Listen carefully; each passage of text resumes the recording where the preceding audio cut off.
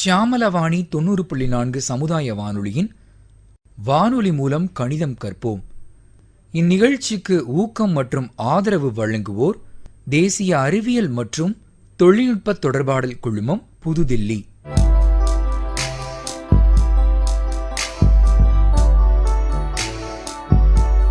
முதலாவதாக கணித வினாடி வினா. இதில் பங்கேற்பவர்கள் மதுரை மாவட்டம் கும்பாடி கிராம மக்கள். இப்பொழுது அறிமுக நேரம். முதல் அணி, நீங்க இப்போ உங்களை அறிமுகப்படுத்திக்கோங்க. வணக்கம், என் பேர் கலா. நான் கொம்பாடி கிராமத்திலேருந்து வந்திருக்கேன். என்னோட பஞ்சவர்ணம் வந்திருக்காங்க. நாங்கள் ஏ டீம். இரண்டாவது அணி. வணக்கம், என் பேர் மல்லிகா. கொம்பாடி கிராமத்துலேருந்து வந்திருக்கோம். என் கூட வாசிக்கு வந்திருக்காங்க. நாங்கள் பி டீம். மூன்றாவது அணி. இப்போ உங்களுடைய அறிமுகம். வணக்கம், என் பேர் சிட்டு. கொம்பாடி கிராமத்துலேருந்து வந்திருக்கோம். பாப்பம்மா எங்கள் கூட வந்திருக்கு. எங்கள் டீம் சி.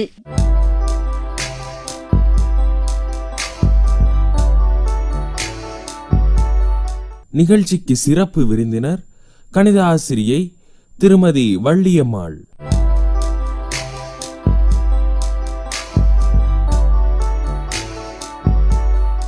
வினாடி வினா போட்டியின் விதிமுறைகள்.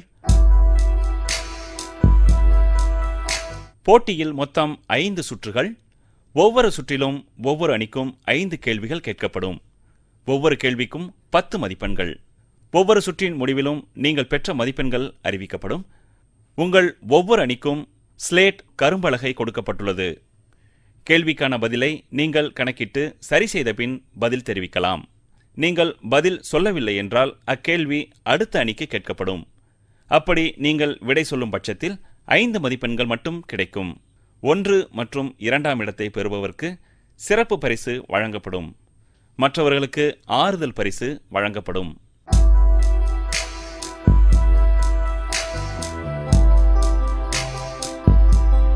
கணித வினாடி வினா நிகழ்ச்சியில் இப்பொழுது 3ஆம் சுற்று தொடங்குகிறது.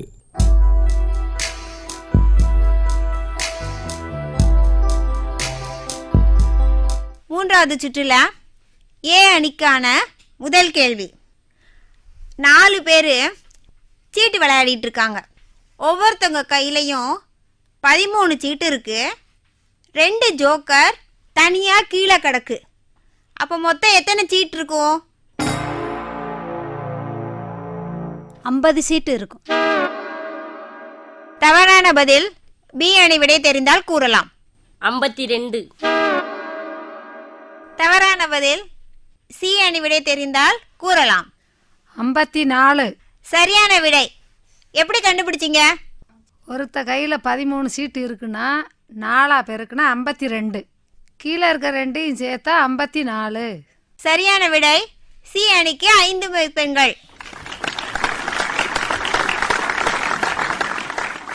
மூன்றாவது சுற்றில் ஏ அணிக்கான 2வது கேள்வி. ஒரு கிரவுண்டில் 300 பேர் இருக்காங்க. அதில் ஆண்கள் 120 பேர், குழந்தைகள் 75 பேர் இருந்தா பெண்கள் எத்தனை பேர்? 105 பெண்கள். சரியான விடை. ஏ அணிக்கு 10 மதிப்பெண்கள்.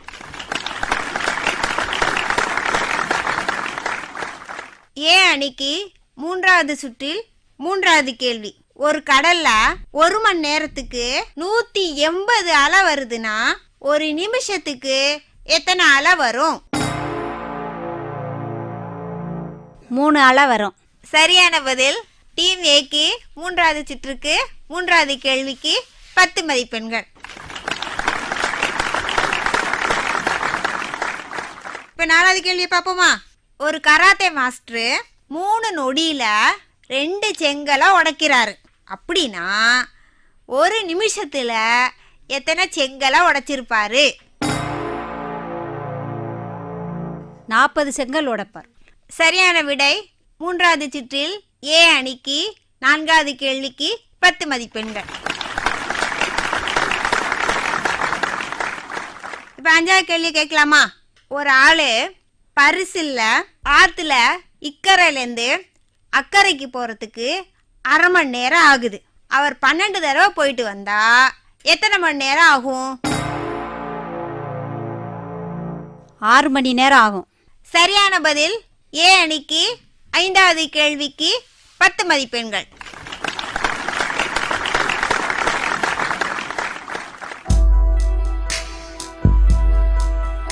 ஏ அணிக்கான கேள்விகள் முடிவடைந்ததுமா? 3வது சுற்றில் டீம் பிக்கான முதல் கேள்வி. ஒரு நட்சத்திரத்துல எத்தனை முனை இருக்கும்? 5. சரியான பதில். முதல் கேள்விக்கு 10 மதிப்பெண்கள்.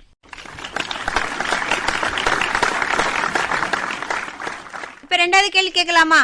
ஒரு ஆளு ஒரு ஊர்ல இருந்து இன்னொரு ஊருக்கு கப்பல்ல போறதுக்கு 15 நாள் ஆகும். அவரு 8 நாள் கப்பல்ல போயிட்டாரு. அப்போ மீதி எவ்வளவு நாள் போனா அந்த ஊருக்கு போய் சேர முடியும்? 5 நாள் ஆகும்.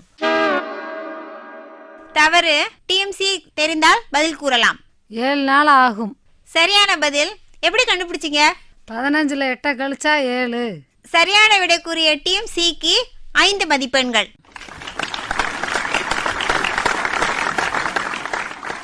டீம் பிக்கான 3வது சுற்றிற்கான 3வது கேள்வி.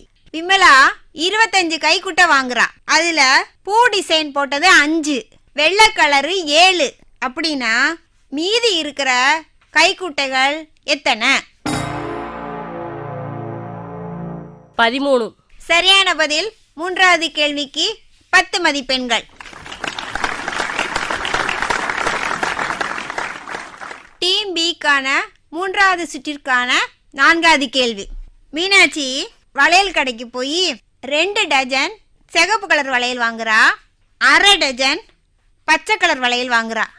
அப்ப அவ மொத்தம் எத்தனை வளையல் வாங்கியிருப்பா?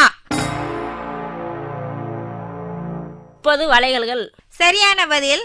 டீம் பிக்கு 3வது சுற்றிற்கான 4வது கேள்விக்கு 10 மதிப்பெண்கள்.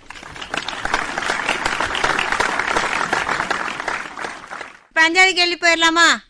லட்சுமி ஒரு முறுக்கு கடைக்கு போறா. அவ கையில 20 ரூபா இருந்துச்சு. கடைக்கார ஒரு முறுக்கு 2 ரூபான்னு சொன்னா அவ எத்தனை முறுக்கு அவளால வாங்க முடியும்? 10 முறுக்கு. சரியான பதில். டீம் பிக்கு 3வது சுற்றிற்கு 5வது கேள்விக்கு 10 மதிப்பெண்கள்.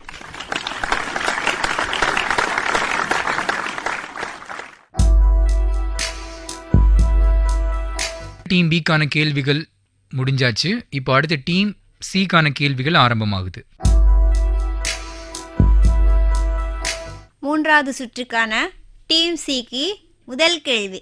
ஒரு வகுப்புல 45 பிள்ளை சேர்றாங்க. அதுல 3 பேர் பாதியிலேயே போயிடுறாங்க. 2 பேர் முதல்லேருந்தே ஸ்கூலுக்கு போகல. அப்போ மொத்தம் எத்தனை பேர் அங்கே படிச்சிருப்பாங்க? 40 பேர். சரியான விடை. 3வது சுற்றில் சி அணிக்கு 10 மதிப்பெண்கள்.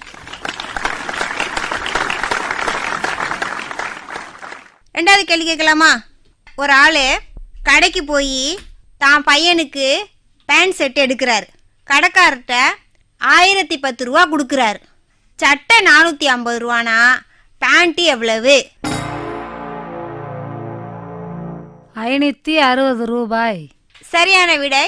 2வது கேள்விக்கு சி அணிக்கு 10 மதிப்பெண்கள். 3வது கேள்விக்கு போலாமா? கண்ணம்மா ஒரு கடைக்கு போய் 370 ரூபாய்க்கு சேலை வாங்குறா. ஹோட்டலில் போய் 120 ரூபாய்க்கு சாப்பிட்றா. சாப்பிட்டுட்டு வீட்டுக்கு ஆட்டோவில் திரும்பி வரா. ஆட்டோவுக்கு 35 ரூபா கொடுத்தா அவள் மொத்தம் எத்தனை ரூபா செலவழிச்சிருப்பா? 215 ரூபாய். தவறு. டீம் ஏ பதில் தெரிந்தால் கூறலாம். 525 ரூபாய். சரியான விடை. டீம் ஏக்கு 5 மதிப்பெண்கள். டீம் சிக்கான 4வது கேள்வி. ஒரு வகுப்புல 120 பேர் இருக்காங்க. அந்த வகுப்புல 3 பாடத்துல சேர்க்கை நடைபெறுது. அதுல 53 பேர் முதல் பாடத்துல சேர்றாங்க, 23 பேர் 2வது பாடத்துல சேர்றாங்க. அப்படின்னா 3வது பாடத்துல சேர்ந்தவங்க எத்தனை பேர்? தெரியவில்லை. டீம் ஏ விடை தெரிந்தால் சொல்லலாம். 44 பேர்கள். சரியான விடை. டீம் ஏக்கு 5 மதிப்பெண்கள்.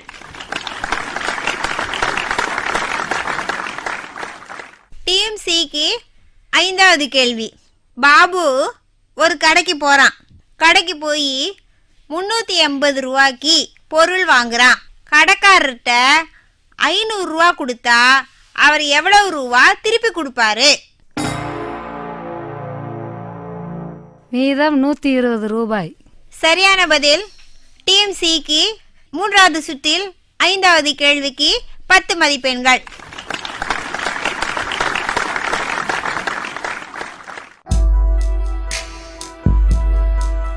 3வது சுற்றின் முடிவில் ஒவ்வொரு அணியும் பெற்ற மதிப்பெண்கள். Team A 50, team B 40, team C 40. அனைவருக்கும் எங்களது பாராட்டுகள். கணித வினாடி வினா. இதில் பங்கேற்றவர்கள் மதுரை மாவட்டம் கொம்பாடி கிராம மக்கள்.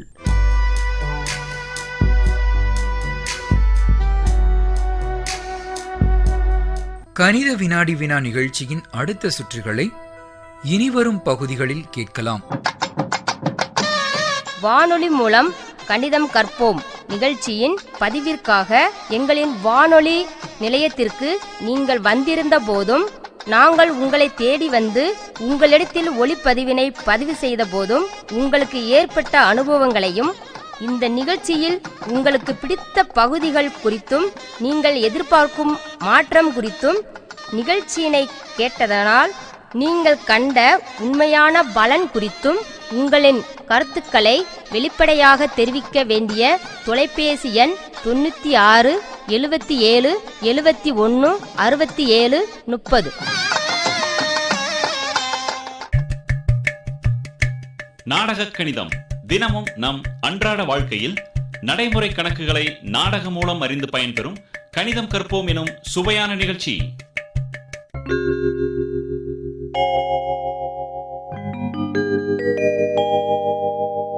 வானொலி மூலம் கணிதம் கற்போம் நிகழ்ச்சியில் இனி நாடக கணிதம் கேட்கலாம்.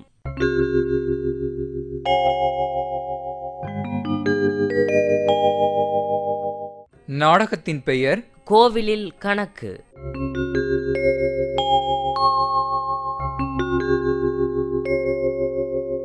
இதில் பங்கேற்பவர்கள் மதுரை மாவட்டம் வளையங்குளம் கிராமம் புதுக்கண்மாய் மக்கள்.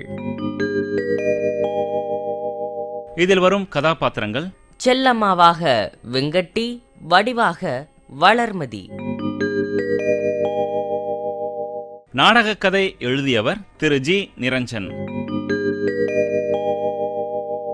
நாடக இசையமைப்பு ஷியாமலாவாணி 90.4. வடிவு நல்லா இருக்கியா? பார்த்து ரொம்ப நாள் ஆச்சு. இருக்கேன். குரலில் ஒரு சொரத்தே காணா, என்னாச்சு உனக்கு? எனக்கு ஒன்றும் இல்லை, என் மகனுக்கு தான். ஏன், உன் மகனுக்கு என்ன? அவனுக்கு தான் கணக்குண்டால வேப்பங்காயா இருக்கு. ஆமாம், உன் மகன் 2ஆம் வகுப்பு தானே படிச்சுக்கிட்டு இருக்கான். ஆமாம், அப்போ உங்கள் மாடி வீடு நாங்கள். அப்புறம்தான் அதை காலி பண்ணி 3 தெரு தள்ளி குடி போயிட்டோமே. அப்படி போய் 2 வருஷம் ஆச்சு செல்லம்மா. அப்போ இவன் 4ஆம் வகுப்பு படிக்கிறான்னு சொல்லு. படிக்கிறதாம்ல 4ஆம் வகுப்பு. ஆனால் பெருக்கல் வகுத்தல் கூட தெரியாமல் தப்பு பண்ணுறான். ஓ, இப்போ புரியுது. இதுதான் உன் வருத்தத்துக்கு காரணமா? அதுக்கு உங்ககிட்டே ஒரு வழி இருக்குது. எங்கிட்டே ஒரு வழி இருக்கா? என்னன்னு சொல்ல? பேசாமல் நீயே சொல்லி கொடுத்துரு, அவ்வளோதான். நான் படித்ததே 2ஆம் கிளாஸு. அதுலேயும் கணக்குக்கு எனக்கு ரொம்ப தூரம். ஒரு 5 அடி தூரம் இருக்குமா? என்ன செல்லம்மா, கேலி பேசுகிற நேரமா அது? பின்ன நீயே உனக்கு கணக்கு பிடிக்காது, எனக்கு வராது, தூரம் அகலன்னு சொன்னேன்டா. உன்னைய பார்த்து வளர்ற பிள்ளையும் அப்படி தானே சொல்லும். என்ன பண்ணுறது, நான் வச்சுக்கிட்டா வஞ்சகம் பண்ணுறேன். கணக்கை எவ்வளோதான் பார்த்து போட்டாலும் எசகு பசகா போயிடுது. நம்ம வாழ்க்கையில் எல்லாத்துலேயும் கணக்கு அடங்கியிருக்கு தெரியுமா? என்ன சொல்கிற? இப்போ நீ உனக்கும் கணக்குக்கும் தூரம்னு சொன்னையே, அந்த தூரத்தை அளக்கிறது கூட ஒரு கணக்கு அவசியம். ஆமால, அப்படின்டா அந்த கோயிலை எதுவும் கணக்கு பயன்படுத்தியிருக்கா? ஆமாம் வடிவு, இந்த கோயிலை வடிவமைக்கிறதுலேருந்து கட்டி முடிக்கிற வரைக்கும் கணக்கு இல்லாமல் ஒன்றுமே செய்ய முடியாது. எங்க உதாரணம் சொல்லு பார்க்கலாம். வா, அந்த 100 கால் மண்டபத்துக்கு போவோம், அங்கே உனக்கு நல்லா விளக்குறேன். சரி வா போவோம். ஏன் இதை 100 கால் மண்டபம்னு சொல்கிறாங்கன்னு தெரியுமா? இது கூடவா தெரியாது? சின்ன பிள்ளை கூட சொல்லுமே. சின்ன பிள்ளை சொல்கிறது இருக்கட்டும், நீ பதில சொல்லு. அதுவா, இந்த மண்டபத்தில் 100 தூண்கள் இருக்கிறதுனால அந்த பேர். சரி, இந்த 100 தூண்களை எப்படி சரியாக வடிவமைச்சிருப்பாங்க? இதில் என்ன இருக்குது? அது அது அந்த இடத்துல இருக்குன்னு கொத்தனார் சொல்லியிருப்பாங்க, அதுபடி கட்டியிருக்காங்க. அது இருக்கட்டும், ஒரு விஷயம் கவனிச்சியா? எல்லா தூண்களுக்கு இடைய சமமாக அளவு இருக்குது பார்த்தியா? அட ஆமாம், அது எப்படி சொல்லமா? அது மட்டும் இல்லை வடிவு, எல்லா இடத்துலையும் ஒரே அளவு தூண்கள் இல்லை பாரு. இந்த இடப்புறத்தில் ஒரு வரிசையில் 19 தூண்கள் இருக்குது, அதுவே வரிசைக்கு ஒன்றா முன்ன பின்ன குறைஞ்சிக்கிட்டே வருது பாரு. ஆமாம், நீ சொல்கிறது சரிதான். ஒரு வரிசையில் 19, அடுத்ததில் 17, 3ஆவது வரிசையில் 12 இருக்குது. சரி, இதை மொத்தமாக கூட்டு பார்க்கலாம். இவ்வளோ பெருசு எப்படி நான் கூட்டுவேன்? கடவுளே, நீ தான் என்ன காப்பாற்றணும். உன்னைய சின்ன கணக்கு தானே கூட்ட சொன்னேன், உன்னைய இன்னொரு மண்டபத்தை கட்டவா சொன்னேன்? என்ன பண்ணுறது, சரி முயற்சி பண்ணுறேன். அப்படி வா வலிக்கு. 19 கூட்டல் 17 கூட்டல் 12 வந்து பரவாயில்லையே, அப்படியே மொத்தமாக கூட்டுவியா? அப்படிலாம் இல்லை, சும்மா சொல்லி பார்த்தேன். சரி, நான் சின்ன துணுக்கு தாரேன், அதோட விடையும் நீ சொல்ல போகிற விடையும் ஒன்று தான். அப்போ உனக்கு பதில் தெரியுமா? தெரியாமே அவங்ககிட்ட கேள்வி கேட்பேன். சரி, அந்த துணுக்கை கொஞ்சம் சொல்லு பார்ப்போம். அதுவா வடிவு, 4 டஜன் வாழைப்பழம் வாங்கினா எவ்வளோ மொத்தமாக இருக்கும்? என்ன துணுக்குன்னு சொல்லிட்டு இன்னொரு கேள்வியாக கேட்குற? நீ இதுக்கு பதில சொல்லு. சரி சரி, ஒரு டெசன்றது 12 தானே? இப்போ 4 டெசன்டா, 4 தடவை 12 வரும். அப்போ 12 கூட்டல் 12 கூட்டல் 12 கூட்டல் 12. ஆமாம், நீ கூட்டிக்கிட்டே போ, விடிஞ்சிரும். அப்போ என்னதான் பண்ண சொல்கிற? 12 4ஆல் பெருக்குன்னு சொல்கிறேன். ஆமாம், இங்கே கூட்டலே தள்ளாடுது, இதில் பெருக்கல் வேறையாம். சும்மா சொல்லு வடிவு. அதாவது 12 4 தடவை வந்துச்சுண்டா. 12 கூட்டல் 12 24, 24 கூட்டல் 12 36, 36 கூட்டல் 12 48. சரியா? சரிதா, ஆனால் உன்னை பெருக்க சொன்னால் கூட்டிக்கிட்டு இருக்க.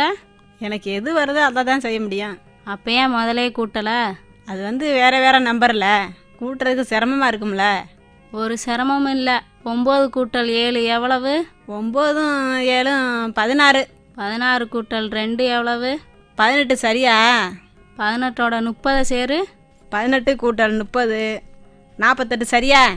இங்கே பாரு, இங்கேயும் 48, வாழைப்பழ கணக்குலையும் 48. இப்போ ஒரு பக்க தூண்களும் அத்தனையும் கிடச்சிருக்கு, அது 48. செல்லம்மா, மொத்தம் 100 தூண்களாச்சே, 48 தானே எண்ணியிருக்கோம். நீ போய் நடுவில் நின்று பாரு. இந்த இதோ பார்க்குறேன். 2 பக்கமும் ஒரே மாதிரி இருக்கா? ஆமாம், ஒன்று எதிர்மறையாக இருந்தாலும் ஒரு அளவில் சமமான தூண்கள் தெரியுதே. அப்போ 2 பக்கமும் ஒரே அளவு தூண்கள் இருக்கிறது தெரிஞ்சு போச்சு. இப்போ சொல்லு, வலதுபுறம் எத்தனை தூண்கள் இருக்குது? 48 தூண்கள் இருக்குது. இப்போ இதை 2ஆல் பெருக்கி சொல்லு. 48 கூட்டல் 48. திரும்பவும் கூட்டலா? சுருக்கமாக 48 2ஆல் பெருக்கு, அது போதும். அது எப்படி பண்ணுறது? 48ல் ஒரு 40ம் ஒரு 8ம் இருக்கா? ஆமாம் செல்லம்மா. வடிவு, இப்போ 2 எண்ணெயும் 2ஆல் தனித்தனியாக பெருக்கு. 40 பெருக்கல் 2 80, 8 பெருக்கல் 2 16. சரியா? இப்போ கிடைச்ச 2 பதிலையும் கூட்டு. 80 கூட்டல் 16 96. சரியா? பரவாயில்லையே, சரியா வேகமாக கூட்டிட்டியே. கற்பூர புத்தி தான் போ. ஆனால் இந்த மண்டபத்தில் 100 தூண்கள்னு சொன்னேன், இப்போ 96 தானே வந்திருக்கு. அவசரப்படாத, எவ்வளோ குறையுதுன்னு மட்டும் சொல்லு. 100ல் 96 போச்சுண்டா 4. அப்போ 4 தூண்கள் குறையுது செல்லம்மா. அந்த 4 தூணும் நடுவில் இருக்கிற சின்ன மண்டபத்தில் இருக்குது பாரு. அட ஆமாம், அதை நான் கவனிக்கவே இல்லையே. வடிவு, இப்போ மொத்தம் 100 ஆயிருச்சா? அப்புறம் இன்னொன்று. சொல்லு வடிவு. நான் கோயிலுக்கு எவ்வளவோ கவலையோடு வந்தேன், இப்போ எவ்வளோ தெம்பாக இருக்கேன் தெரியுமா? பின்ன ஒரே விஷயத்தில் நீ கூட்டல் கழித்தல் பெருக்கல்ண்டு எல்லாத்தையும் சுலபமாக கற்றுக்கிட்டையே. ஆமாம் செல்லம்மா, ரொம்ப சந்தோஷம். இந்த மாதிரி உன் மகனுக்கும் சுலபமாக சொல்லி கொடு, சரியா? சரி செல்லம்மா, அப்புறம் பார்க்கலாம். சரி வடிவு, சந்தோஷமாக போயிட்டு வா. நாடக கணிதத்தில் இதுவரை நீங்கள் கேட்ட நாடகம் கோவிலில் கணக்கு. இதில் பங்கேற்றவர்கள் மதுரை மாவட்டம் வளையங்குளம் கிராமம் புதுக்கண்மாய் மக்கள். நாடகக் கதை எழுதியவர் திரு ஜி. நிரஞ்சன். நாடக இசையமைப்பு ஷியாமலாவாணி 90.4. ஷியாமலவாணி 90.4 சமுதாய வானொலியின் கணித வினாடி வினா, நாடக கணிதம், கணித கலந்துரையாடல், தொலைபேசி வழி நேரடி கணித உரையாடல், கற்றலும் கற்பித்தலும், இது போன்ற பல பகுதிகள் வானொலி மூலம் கணிதம் கற்போம் நிகழ்ச்சியில் கேட்கலாம்.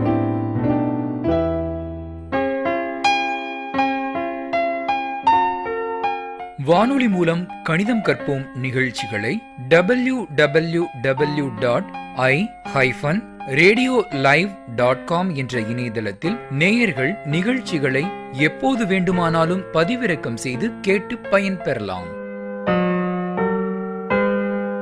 வானொலி மூலம் கணிதம் கற்போம் நிகழ்ச்சியிலேனே கற்றலும் கற்பித்தலும் கேட்கலாம்.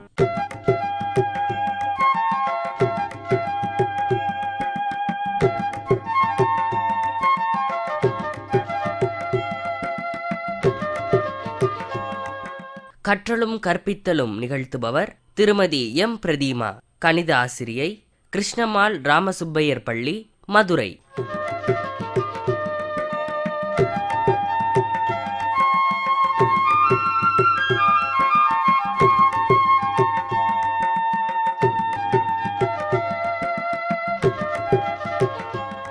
இதில் பங்கேற்பவர்கள் மதுரை மாவட்டம் பாரப்பத்தி கிராம மக்கள்.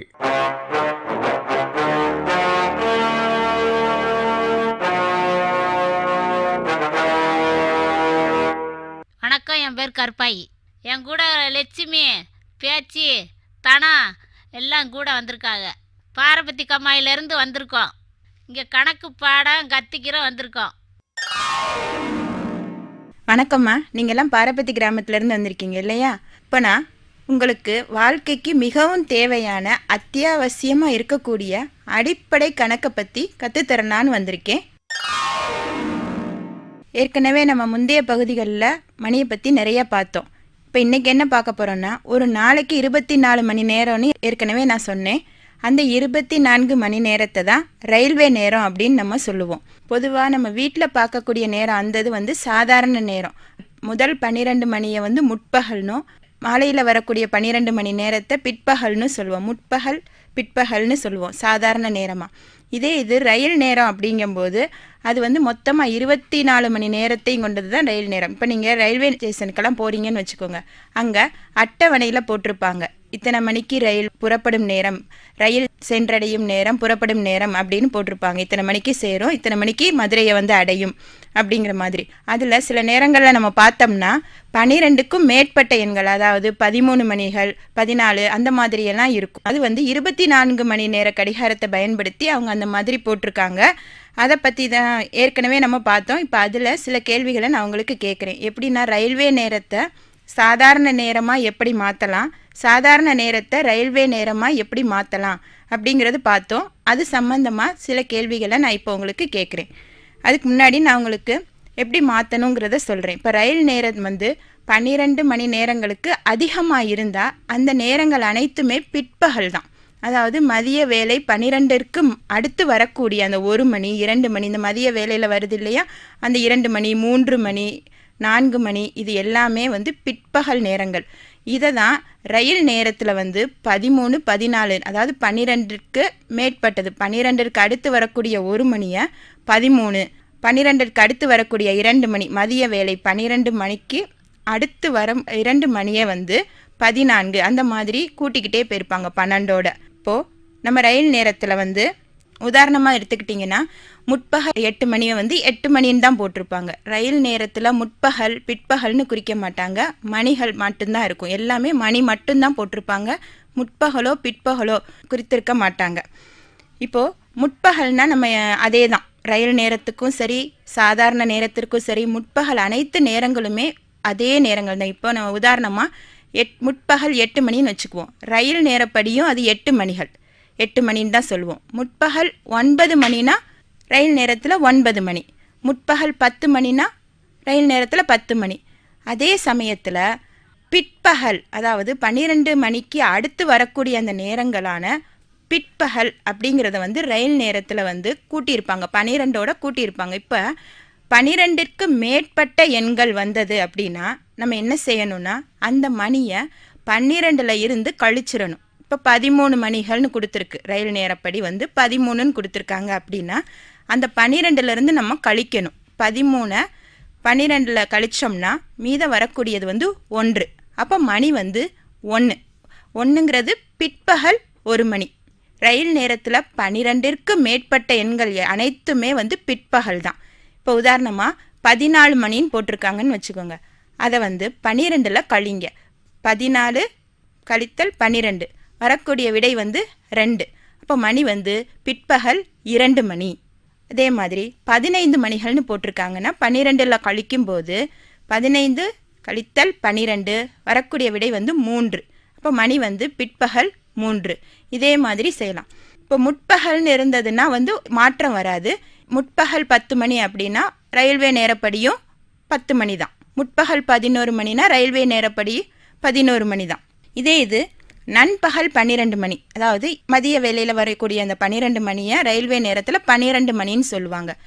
ராத்திரி வரும் இல்லையா, அது அப்போ வந்து ரயில் நிலையத்தில் அந்த 12 மணியை 00ங்கிற எண்களால் தான் குறிக்கப்பட்டிருக்கும். இப்போது 00:10 மணிகள் அப்படின்னு ரயில் நிலையத்தில் இருக்குது அப்படின்னா ராத்திரி நடுராத்திரி 12:10, அதாவது ராத்திரி 12:10 தான் 00:10 அந்த மாதிரி இருக்கும்.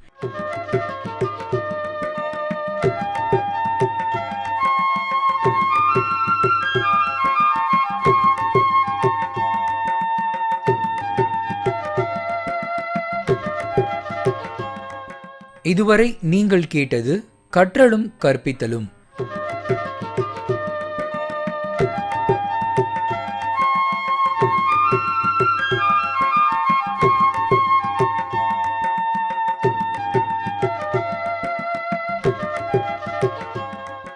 கற்றலும் கற்பித்தலும் நிகழ்த்தியவர் திருமதி எம் பிரதிமா, கணித ஆசிரியை, கிருஷ்ணம்மாள் ராமசுப்பையர் பள்ளி, மதுரை.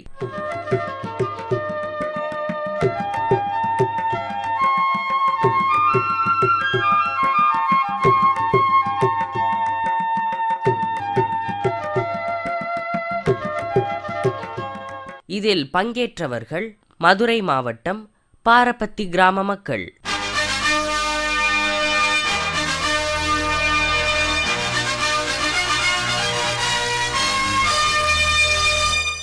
ஷியாமலவாணி 90.4 சமுதாய வானொலியின் வானொலி மூலம் கணிதம் கற்போம் இந்நிகழ்ச்சிக்கு ஊக்கம் மற்றும் ஆதரவு வழங்கியோர் தேசிய அறிவியல் மற்றும் தொழில்நுட்ப தொடர்பாடல் குழுமம், புதுதில்லி.